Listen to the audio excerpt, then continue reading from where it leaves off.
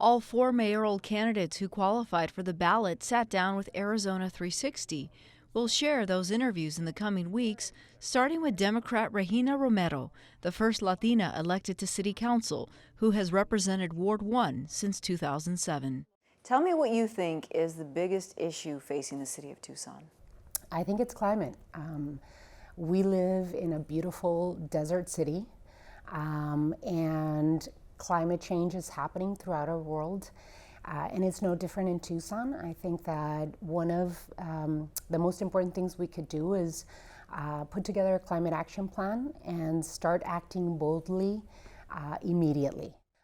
As the next mayor of the city of Tucson, that is going to be my homework from day one. We need to work with the University of Arizona, install much more solar installations throughout the city. We need to plant more than 2 million trees by 2030. We need to do massive water harvesting projects within our community.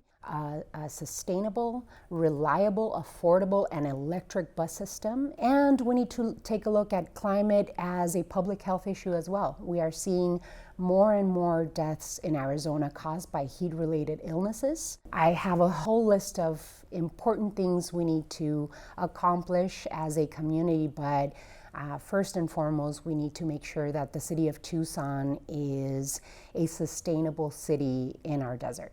I recognize that you offer some very specific ways that you'd like to attack climate change. How, though, can a mayor really lead that change here in a community like this one and then really think of it on a much larger scale? Well, the mayor has the bully pulpit, right? We set the vision for our city. And as a council member, I've been sitting on the council for almost 12 years, and I know exactly what pieces of the puzzle are missing. The mayor sets the vision. We work together with the region, not just the city of Tucson and mayor and council, but with the region, the Pima Association of Governments. We have to work with the state of Arizona, with the federal delegation, so that we can invest in infrastructure that will help us remain and continue being a sustainable and thriving city. You're a longtime politician in some circles here in Tucson because you've been on the city council for some time now.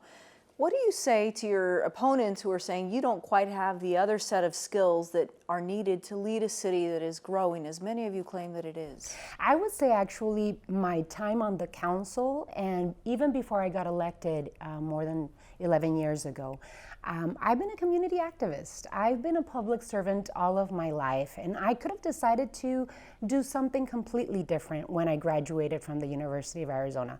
But it was a very clear choice for me to become a public servant. I know our budget in and out, every corner. I know our bureaucracy. I know our stakeholders in this community, both business and neighborhoods.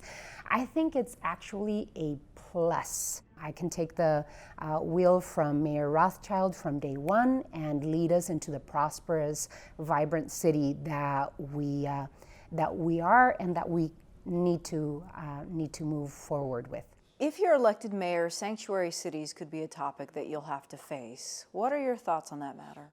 I absolutely understand where the group that wrote this initiative wanted to go, right? I've led on the council. We led against SB 1070. Tucson became the first city in Arizona that took a position against SB 1070. As a matter of fact, we took the state to court along with other cities in the country. I've led on changing Tucson Police Department general orders to make sure that we protect victims and witnesses of crime from being asked their status.